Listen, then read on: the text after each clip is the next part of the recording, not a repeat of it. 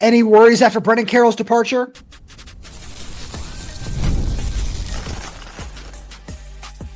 You are Locked On Huskies, your daily podcast on the Washington Huskies, part of the Locked On Podcast Network, your team every day. Welcome back into another edition of the Locked On Huskies podcast. I'm Roman Tomashoff.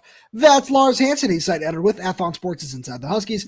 I'm the site editor with Huskies Wire. Thank you for making this your first watch or first list of the days. We are part of the Locked On Podcast Network, your team every day. And today's episode is brought to you by Game Time. Download the Game Time app, create an account, and use code LOCKDOWNCollege for $20 off your first purchase. Lars, got a really fun show. Come at all the updaters today. We're going to get into some of our takeaways from Monday's media day, which is really great. We got to talk to Jedd Fisch and every single coach on the staff, alongside with 10, I want to say, players that were scattered around the room. So we got a whole lot of info that we got to get to. One of the biggest things was talked to a lot of guys about, and the coaches as well, about relationships and culture and how that applies to things like the transfer portal. Got some really interesting stuff to dive into there.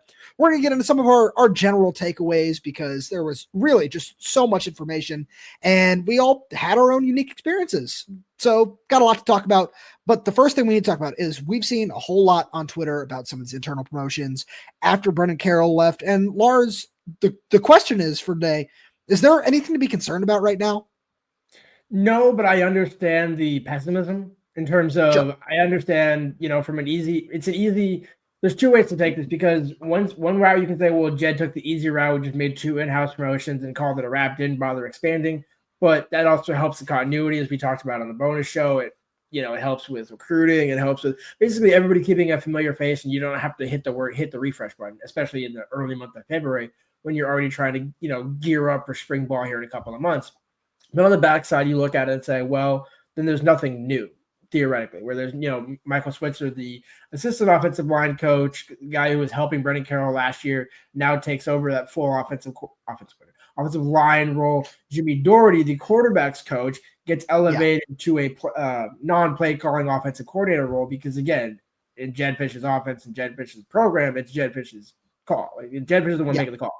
So nothing changes in that respect. And I can understand, with the way things went in year one. Okay, but I'm okay with this route because I would rather just keep the cohesion. And then if you need to make some serious changes, let's say Damon does not grow and Jedd's offense regresses for whatever reason, just throwing that hypothetical. Then in year 2, then you can hit the reset button and say, hey, what? We need to mix things up. Maybe I need a fresh set of eyes.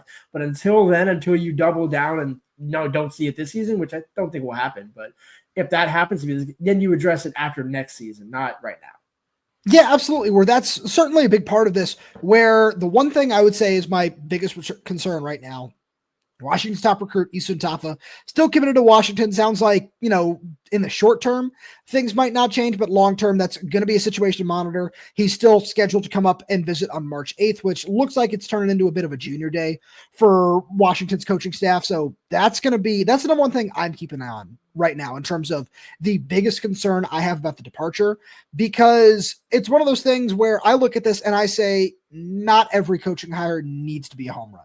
Now, if, somebody like Scott Huff wanted to come back along the offensive line, as a lot of people clamored for on social media, great. You can find a way to make that work. Is the scheme a great fit? That's a conversation that we don't necessarily need to dive into right now. But I look at it and I say I think you said it perfectly, where this is, at the end of the day, it's Jedd's call and he wants people that he's comfortable with. And I want to go back to something I did say on the bonus show, which if you didn't listen to that, go check it out. That especially along the offensive line, that like the assistant offensive line coach that Michael Switzer got just a couple of weeks ago really is really, really important, because he acted like the assistant offensive line coach. He acted like his own offensive line coach, according to Landon Hatchett, where Landon told me that he was having meetings with everybody in the room, that he's already really comfortable with all those guys, and that they were all really excited for him because they already know what is expected of them. They already know what they expect from Michael Switzer, and there's already a really nice cohesion there. And especially at a position where there were a lot of problems last season. It's, if you want to go in and change up the message, I get it. And especially somebody like Scott Huff, who has been in Seattle for a very long time now. That does make sense. And I'm not discrediting that idea, but I just don't think it was going to work out, where Jedd is a lot more comfortable with guys that he has a longer relationship with, at least on the offensive side of the ball, where I know I've made this comparison before. One thing that I feel he is certainly taken away from Sean McVay is he works with the offense. Like that is what Jedd does. He is a good CEO. I don't think he's a great, like elite one in terms of just what his track record has shown so far, but I think he's very good at delegating things that he isn't great at. And number one being the defense, where he brought in somebody who has head coach experience in Ryan Walters, somebody who he called on Monday the best defensive coordinator in the country. Like he brought in somebody who he fully trusts to take on that side of the ball. That's what he did with Steve Belichick. On offense, he says, from my experiences, I believe that these are things that, and this is just kind of my opinion on the matter, that he says, these are things that I feel that I can take more control of. And, I trust this guy to do this. I trust this guy to do that. I don't think that he doesn't trust any of his coaches, but it just seems like he wants to have his hand in every jar in that regard. Whereas on defense, he is more willing to leave that up to his coaches. Well, if you think about it, Jedd, it's the kind of crux you get into when you hire a head coach, similar to when you hire Jimmy Lake, where it's, okay, we're going to be run first. We're going to be a defensive-minded team. Mike McDonald in the NFL, you look at the Seahawks, going to be a run-first defensive team. Offensive coaches always say, like, hey, I am going to be the head coach, so I'm going to run the offense. You rarely see the Ryan Day situation where Chip Kelly's the OC. That is a very rare – and maybe one day Jedd – because think about that, Ryan's in, year 6? 7 at Ohio State. Like it took him that long to finally take a step back and say, hey, you know what, maybe I should hand the offense to somebody else. If Jedd gets to that point one day, so be it. But he's a long way off from it, whether we like it or not, whether we agree with it or not. But I think the fact of the matter is, you also think about Switzer as a guy who was the one who kind of got credit for Max McCree last year, where had that relationship out of the JUCO level and actually even recruited him back in high school. And so this is a guy who has relationship, not a ton, and certainly doesn't have the NFL prowess that the last name Carroll, much like the last name Belichick. But I think it's actually a good sign, in my opinion, that Jedd is going away from the NFL hard sell in terms of, hey, this offensive line coach 10 years in the NFL, and he's 85 years old, but he's the legendary NFL coach. It's Dante Scarnecchia is coming back. Well, who was the Alex Gibbs was the name that came to mind. I don't know. I don't think he's actually. Anyways, long story short, legendary. My point is, it's good to show also a development side of things too. Where hey, this guy was an undrafted free agent, had a cup of coffee in the NFL, but he's also developed linemen elsewhere. And now he's getting a shot at a Power 4 school. This is how you develop a coaching tree. It's how you get new guys in and kind of funnel them up through the ranks. Yeah, absolutely. And I think that's the best way to just kind of put a bow on this is how you develop a coaching tree. Sometimes it is not, trying to hit a home run with every single hire. It would be great if that were the case, 100%. I don't want to discredit that. I don't want to say that, you shouldn't swing for the fences with every single coach you hire, but you don't have to in this regard. And if you want to take somebody that you're comfortable with, I don't think that that's necessarily a bad thing in this term, especially when, it's nice that we got to hear from some of his players on day one saying, we already know this guy. We already like this guy. We already trust him. And I think that at the end of the day is what should matter most with this hire, is that the players are already on board with it and have been since day one. That I think that if there's anything that, our everydayers should take away from what the vibe is along the offensive line right now, it's that the trust is still there and there's nothing that needs to be built up. The relationships are very strong. And Lars, that was just one of many takeaways we got from Monday's Media Day, which we'll get to right after message from our good friends over at Game Time. Looking for tickets to your next big event, whether it's a concert, comedy show, or a sports game, finding the right tickets at the right price can be a headache. But with Game Time Picks, it's never been easier. Let me tell you how it works. With Game Time Picks, the app does all the hard work for you. It curates the best deals, so you don't have to waste time searching through endless ticket listings. I've been using Game Time Picks for a while now, and here's why I love it. The curated deals make it super simple to find great deals at a great price. No more sifting through thousands of options. I recently grabbed a super deal for a prime seat, and I couldn't believe the value it was a steal. And the seat view is a game changer. Before I even hit buy, I can see exactly what my seat will look like in the venue. It's so reassuring. And the best part, you're covered with Game Time's lowest price guarantee. If you find a better deal somewhere else, they'll refund 110% of the difference. Plus, your tickets are guaranteed to be delivered on time with easy cancellation options if something comes up. We're going to make your next event even better. Download the Game Time app, create an account, and use code LOCKDOWNCollege for $20 off your first purchase. Terms apply. Again, that's code LOCKDOWNCollege for $20 off. Download Game Time today. Last minute tickets, lowest prices guaranteed. So, Lars, we certainly couldn't get to everything from everybody that we got a chance to talk to on our respective websites on a little bonus show. So, number one thing that you took away from the media day on Monday would be what? Clearly, the offensive line got taken care of, and I'm sure we could both say that they could use one more, but I think it's clear with them not looking at Rocco or not even getting involved in that. But like we said on the show, that they're willing to bet on the Pockies of the world and the young freshmen and the redshirt freshmen that they have. But equally as important, getting Carver Willis did tell me he had been, kind of getting acclimated to left tackle.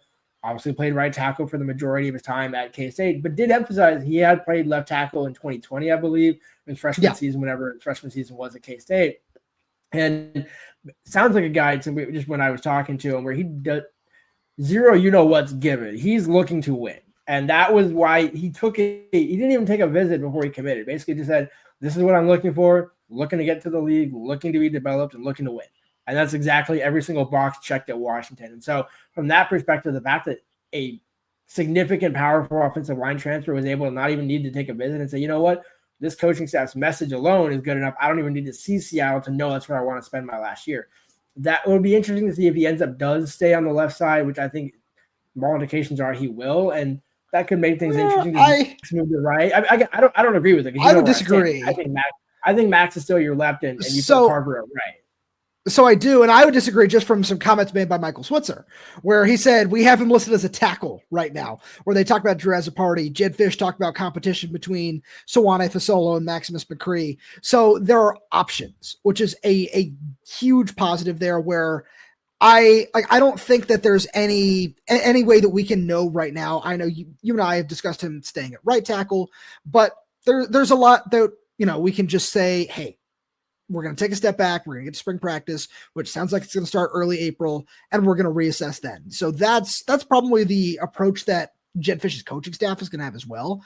And then I look at another thing that Jedd said, where he talked about the 4 offensive linemen that, from the high school ranks that have come in, and Jedd certainly can be one to embellish at times, but one of the first things he said was they're all at 6'5", 340 plus right now, which is very interesting. And then he went on to say that, we don't think we need anybody else for the transfer portal, to just kind of bounce off of what you were saying earlier, where I thought that was really interesting. I don't think, that had the best, that came across to a lot of fans the way that, people might have hoped, with everyone wanting more additions along the offensive line. But it does just say, hey, we're willing to bet on Paki Finau, on Zach Henning, on whoever else.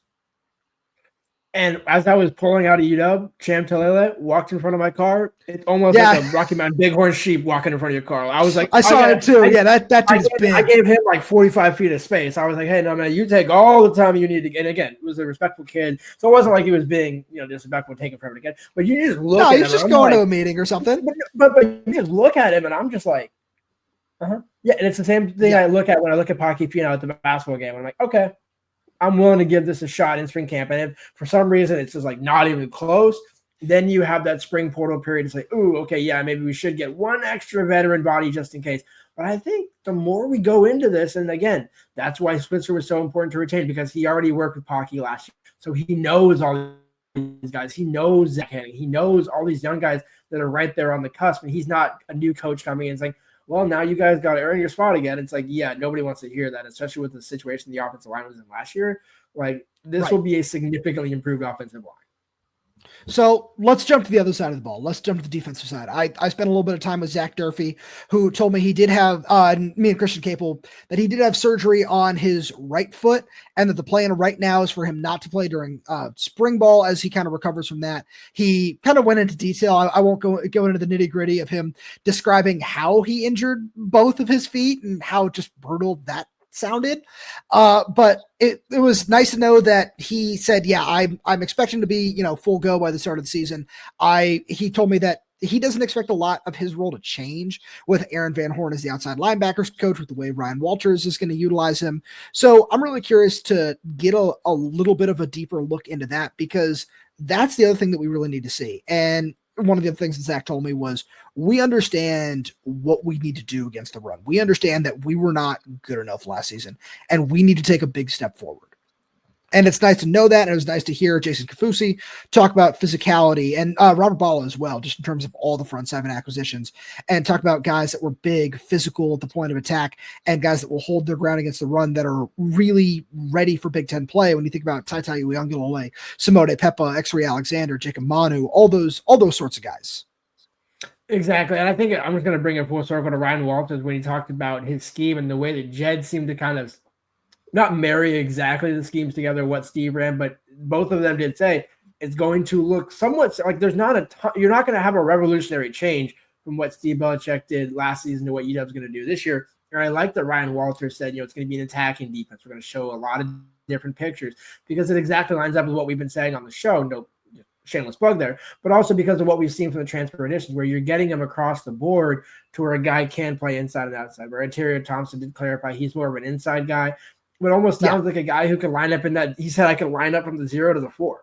And I'm thinking, exactly. It's kind of why you go and get a different type of guy, but still address the trenches holistically. So that way you can look and say, whether it's 3rd and 12 or 3rd and 3, we're confident in the group of 11 guys that we have out there. And Ryan Walters won't have to scheme things open. It'll be more scheming to make the offense struggle, not scheming to say, well, we have lack of bodies here or we're undersized here. That's no longer the case. Yeah, absolutely. That's one of the things that's really important. So just in the more of the front seven, one thing I should have mentioned a minute or two ago was when I was talking to Jacob Manu, he said his plans for 2025 are not clear yet. As Jedd Fisch did confirm, that was an ACL injury. And he said that with me as well, or he said everything's on the table right now. I hope obviously that I might be able to play. Redshirting's on the table, everything, where we know that he told our buddy Scott Eklund over with Dogman that right now the plan is to redshirt. He didn't go as far to say that today, but seems like that might be the case where, X-Ray Alexander coming in, Buda Alukta coming in. There are some really talented linebackers at the position, which is really nice to see. And another thing, Lars, that I just always love listening to is listening to John Richardson talk about Washington's prowess as DBU, where he said, yeah, that's something we don't take lightly here. And a big reason for that is not just, bringing in somebody like Taylor Mays, who Jedd Fisch emphasized 2 or 3 times, I want to say, that he was a 5-star recruit during his time in high school. But on top of that, bringing in Alex McLaughlin and CJ Christian at safety, and then, of course, Takario Davis at corner. And Ryan Walters' scheme is going to utilize these guys really, really well. I'll talk to Ephesians Price talk a little bit about that. But I got the sense from the coaching staff that they take a lot of pride in playing strong defense in the Big Ten, especially with Ryan Walters' pedigree as one of the better defensive coordinators in the Big Ten during his time in the role. Absolutely. But the other side of that is using all sorts of talent where it's younger and older. As I asked Ryan Walters, what is your view, similar to Jedd, of playing freshmen, where you're going to have to play some, and there's some guys you might force your hand in terms of, like we saw with Corey House last season, where his play is you can't keep him off the field. And I like what he had to say, where it's, again, like, you still have to be able to prove that you can play on Saturdays by doing it Monday through Friday in practice. But again, it's one of those where you could easily say, we got all these veteran transfers, so we're only going to give the freshman linebackers 4 games. You can give them 12, 13, whatever you end up doing, but maybe they don't have the high snap count, but you're still getting them in key roles on 3rd down, like we saw with Jacob Lane a couple of years ago, where maybe just come up with a package or 2 for him, but maximize the number of games that he can play. Now, again, as you mentioned with Jacob Manu potentially having a red shirt, that'll be an interesting situation. But I just like the fact that in between all the chaos, all of the positions of need got addressed, like from top to bottom. Yeah. And also, we didn't really touch on it during the bonus show because we didn't have to, because I've been saying it on the show for the last month and a half now. But John Richardson is officially the secondary coach at Washington, which, to clarify, basically, as I put on Twitter, it's the head coach of the defense, the head coach of the secondary. Much like when Jimmy Lake got that promotion, you hire Will Harris, who's your assistant defensive backs coach. Taylor Rapp is playing the safeties assistant DB role, kind of more. Taylor Mays. Taylor Mays. Yeah, what did I say? Taylor Rapp. Right. Taylor Rapp. Right. Everything else. Right. But the reason why I like that is where you still keep the cohesion with Richardson, but you still give him another extra body to where you don't make it just Richardson, because I think at that point it's unfair. As good of a coach as he is, at this point in time, if you can have unlimited coaches, stack the bodies just like you stack the roster. Absolutely. And, speaking of stacking the roster, one thing that all the coaches and the players were really united in was their messaging about relationships.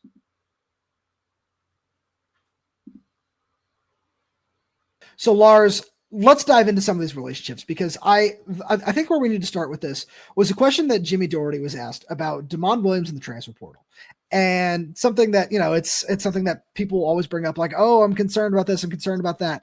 And Jimmy was very clear. And he's like, yeah, that's never something that I was really all that concerned about. And he said, of course, there's always a little part of you that is worried, but with Damon, because of the relationship that we have and with everything that goes on a day-to-day basis, that was never something that I was concerned with. And I say that, I'm not trying to, start a rumor or anything like that. I thought that was a really great question, but I think our buddy Mike Farrell is the one who asked it. And it started a theme where you listen to Scotty Graham talking about the running backs. I asked a bunch of different players about the culture, whether it be, Jacob Manu and Ephesians Prysock and Jonah Coleman, about what it was like playing under, Jedd at Arizona, what that was like to follow him up to Washington. And it was the same thing that, he asked Zach Durfee and a couple other guys where it's, hey, you've been here under a couple different head coaches now. What's the same? What's different? They talk about the passion. I think the best answer that I got was from Jacob Manu, where one of the things that he said to me was, it didn't feel like a transfer for me. It felt like a homecoming. And I thought that was really interesting, because no matter who's coming in, no matter who's new to the program, if you're able to just have that feeling of community and of just a greater bond, which is what Scotty Graham emphasized, saying like, yeah, like the day-to-day work that we put in to have a strong bond with our players is something that really, in this world of the transfer portal, can't be understated. Not only should Jimmy not have been concerned, because I asked him on this. We had a one-on-one, so I took the shot. I said, hey, like, I know you kind of were asked about it previously earlier, back in January or whatever. I mean, it was after the last game. I think it was after the Louisville game or something, where basically somebody said, hey, like, have you, had anybody been calling you? Damon didn't even turn over the phone to see who was texting him, let alone calling. Yeah. He didn't even, like, it was that level of zero interest, but like, he smiled. Like, he actually smiled. Like, no, I'm sure if this was an off the record situation, there might have been some, I'm not saying Damon would have added some exodus, but it's one of those like I don't give a what about XYZ. Like, it's that sort of situation. And a lot of kids might say, oh no, I'm not considering it. And then 20 minutes later in the portal. That's why these relationships are so important. It's why Damon and that relationship started back in 8th grade, 9th grade, somewhere around there. For sure by his freshman year. But you just look at it and then you think about Scotty Graham and Jonah, and you think, because he was asked, like, hey, are you worried about Jonah leaving or something like that? It's like, there's no reason. That's why the cohesion is so important. Is there's no reason for these guys to go bag chase when everything you have is at Washington. Now, the guys that did leave, as we have addressed, are mostly younger guys or guys that were buried on the depth chart, or one reason or other, where it's no slight to those players. Yeah, Peyton Waters might be a loss, Kamori might be a loss, but the reason they're not a loss is because you offset it with guys that you brought in. And the guys that are on the roster, everything stays together. There's no like, hey, I'm out for myself. It really seems like they're all chasing one goal, that's why Jedd goes from the top down. Yeah, absolutely. And I think that's the most interesting part of all of this, is just what it can be moving forward, where there are some big questions to answer. You talk about the offensive line, you talk about the defensive line, and this is just, I think this is the best way of tying this entire show together and bringing it back to what we talked about off the top, where people are going to be concerned about why X coach wasn't brought in, or why Y coach they didn't like, or that they really like wasn't brought in, when the culture is something that is been emphasized by Jedd Fisch at literally every opportunity he's got. He went on Good Morning Football. That's one of the first things he wants to bring up. He goes on the Rich Eisen show. That's one of the first things he wants to bring up, where he talks about installing culture like Pete Carroll does, and how he learned from Jim Harbaugh and doing all that sort of stuff. And I think that's really important to discuss in this sense, because it's something that these guys have bought in on. Like, I feel that when we talk about this culture over and over and over and over and over again, it starts to lose meaning. It does, but that's to us being on the outside. And to these guys on the inside, when they talk about what it really means to be a part of this program and talk about being a pro and talk about all these different things, this is something that has clearly resonated with them. Like Jonah Coleman gave me a fantastic answer talking about how important it is for him to be a part of this program, how important it is for, his relationship with Scotty Graham, his relationship with his entire coaching staff, and why he chose to come back for his senior year, and talk about how big of a role that all played for him. I just think that that's something that people will lose sight of at times. Well, it goes back to what Jonah tweeted out a couple of months ago or a month ago, where we want volunteers, not mercenaries. Or what was the other word he used? Like, we want volunteers, not like hostages. That was the word. Where it's like, that's such an eloquent way to put it, and it also speaks to what Jedd has always kind of said, where it's a player-run program. Now, again, it still goes through Jedd. It still is all about Jedd. But Jedd empowers his players. Jedd empowers guys like Jonah to speak your voice, where we saw Jonah go speak before the Board of Regents. And that means something to guys, where that's how you establish culture. Culture is the ultimate buzzword in college football, really in sports. But let's just, for the sake of this show, make it about college football, where everybody and their mother, you and I could go start a program right now and say, hey, we're going to be all about culture. I don't mean squat. But the fact that you can actually see it in the proof of the pudding, that's how he was able to go from 5-7 to 11-2 or 10-2, whatever the heck it was in year 3 when he beat the Alamo, when they won the Alamo Bowl. 10-3, yeah. And so those type of jumps only happen when the culture has been established for 2 or 3 years, which is exactly what it was. Now at Washington, why it was so imperative to get a running start with Damon, get Adam Muhammad 12 games, 13 games last year. Audric, which Kevin Cummings mentioned when I asked him about the freshman coming in. It's like, how are all of these things feeding off of each other? And then you can literally see the coach like, and Dash, wasn't Dash undefeated? Wasn't that, and they're all feeding off of each other. And that's why, again, like you said, to tie it back to the beginning, I can understand and on some level understand fans being like, this is a lazy hire or this is whatever.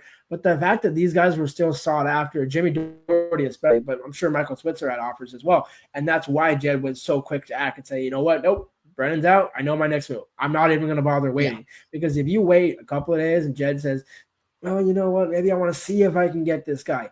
That doesn't show culture and trust. So Jedd is trusting his own culture with what he built this past season and banking on that for 25, which I fully support, because the only other option is blow it up and start over, and you're not doing that because, again, we just saw what happened. Look, everything that Jedd went through last year, blowing it up, only having 61 guys in spring and now having 85, like, this is why. Because otherwise, if you let coaches leave left and right and go with an external hire and don't promote anybody internally, what's the culture you're empowering? You're not. That's why you have to show it through the coaching staff. The players see that, the players hear it, and then the players go and show it on the field. Yeah, and that's one of the great things that I really enjoyed about having these different little media days where we can talk to a bunch of different guys. Where it's not my favorite way to do this, but you can go around with a couple of boilerplate questions about things like that and ask a bunch of different players the same exact thing, and you're still going to get a whole bunch of different answers. But when you go back and you listen to them, you can hear about how all those things tie together. By the way, shameless plug on that.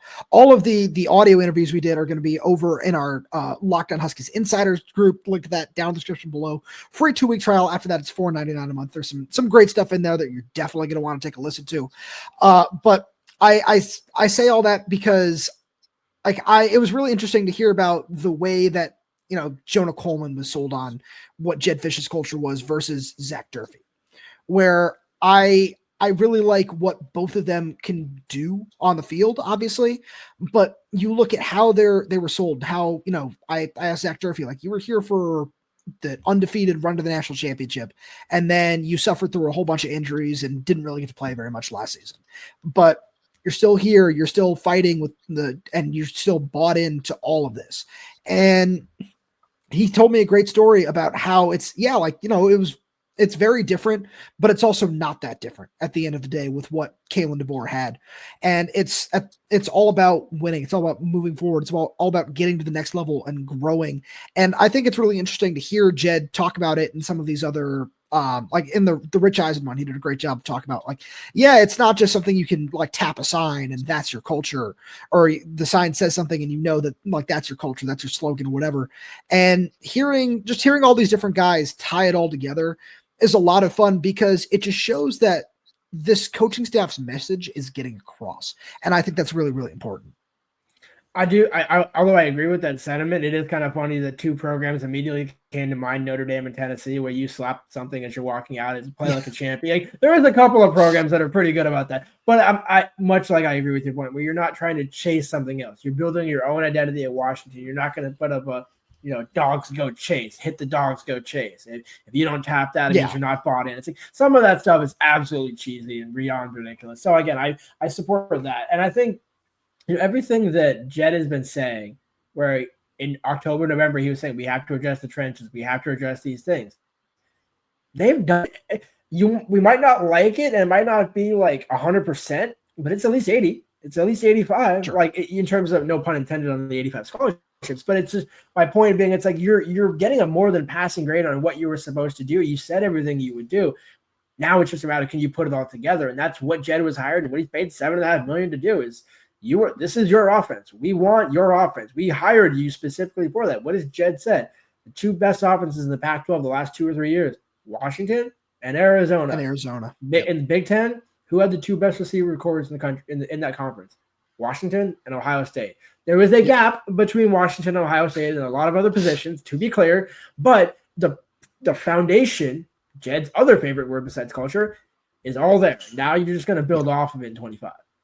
Lars, as always, thank you so much for being here. Thank you to all of you tuning in. We really do appreciate your support. We got so much more fun stuff coming for you throughout the offseason. So please make sure you subscribe wherever you get your podcast, whether that's YouTube, Spotify, Apple Music, Game Time Music. We're there. We're everywhere. We're updating the channel with new content every single day. So make sure you click that like button, click that little bell, so you don't miss when we post new video. If you have any questions, comments, concerns, drop them right down below in the comment section. And if you're audio only, please leave us 5-star reviews. It does help us out a lot. Thank you so much for tuning in, and we'll talk to you on Wednesday.